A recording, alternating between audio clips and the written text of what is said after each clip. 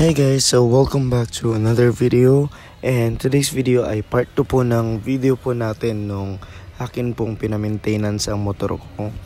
And guys, so makikita nyo po, wala po tayo ngayon sa kasa kasi in-advisean po ako na magpapalit na ng belt, pero wala silang available na stock ng belt, and ang sabi nila every 25,000 daw yung pagpapalit ng belt. Putol na ba yan o hindi pa? Basta 25,000 daw. Actually 20 pa nga eh. It is the safest daw. So sa akin, mahilig pa naman ako mag long rides, and naghanap na talaga ako ng iba pang shop na pwedeng gawa nito.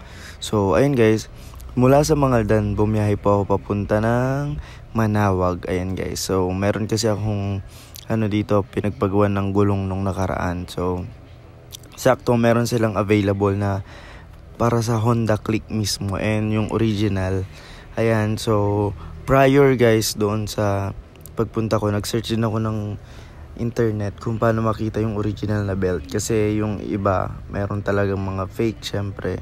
Then guys, kung makikita nyo, nililinisan itong mga bolt nila, yung mga kung ano-anong nandyan. Hindi ko kabisado yung tawag, pero tinatanong-tanong ko din syempre.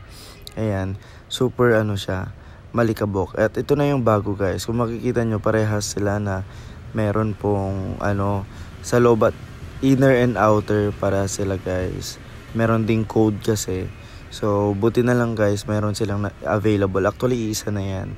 And meron din namang iba na parang parang class A, parang mga ganun. Pero syempre kinuha na lang din natin yung original para at least safe tayo pag nagre-rides tayo, kasi syempre malalayo nire-rides natin at napakasimple lang ikabit. Nilinisan lang nila ito, tapos pinalitan nila yung parang bola-bola dyan sa loob.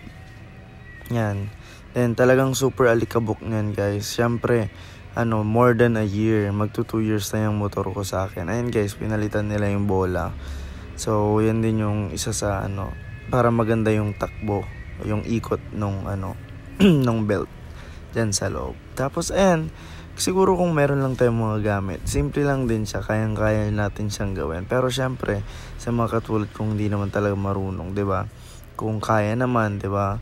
Medyo maluwag-luwag yung budget nyo, dalhin nyo na lang sa kasa, at least doon na lang tayo sa mga marunong. And para hindi tayo maloko, syempre at least mag-research na rin tayo para may knowledge tayo sa pinaggagawa nila, or kung may mga kakilala kayo, 'di ba?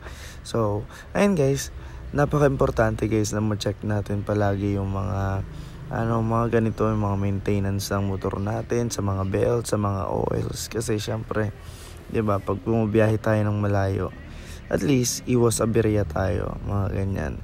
So sa akin guys, itong pagkapalit ko na ito, talagang nagpaplano na ako na mag-rides. So plano kong dalhin ka agad to sa bundok para matesting. Yun nga lang guys, pagkatapos nito, yun guys, medyo nanibago ako dun sa tunog niya. Hindi ko alam kung nakaka-apekto ba yung belt sa tunog nung pagtakbo niya. Ayan. Pero syempre yung makina niya, ganun pa rin. Pero like, yung pag umiikot, like, umaandar na ako, parang iba yung birit niya, parang ganun. Pero nung tumagal naman, okay naman, parang nasanay na rin ako.